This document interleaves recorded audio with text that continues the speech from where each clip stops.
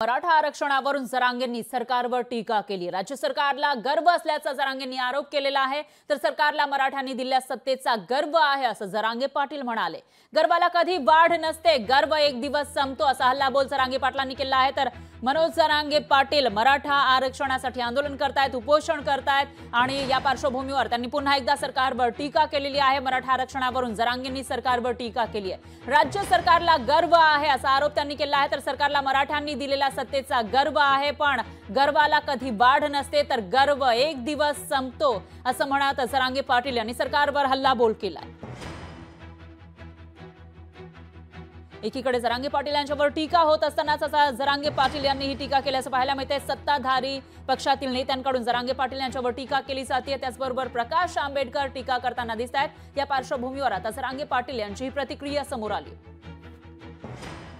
भरल्यावर कसं असतं, शेवटी गर्व कोणाचाही शोधून बघा तुम्ही, हजारो वर्षापासून आत्तापर्यंतचा, त्याला शेवटी संपावं लागलं।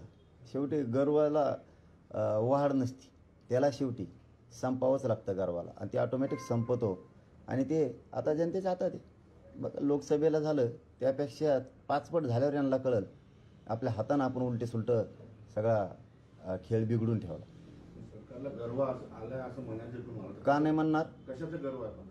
सत्तेचा, मराठ्यांनी दिलेल्या सत्तेचा, मराठ्यांवरतीच अन्याय यशस्वी करून बसले मरणाचे आमच्यावरती। लोकशाही मराठी ऐका, पहा, जागरूक रहा।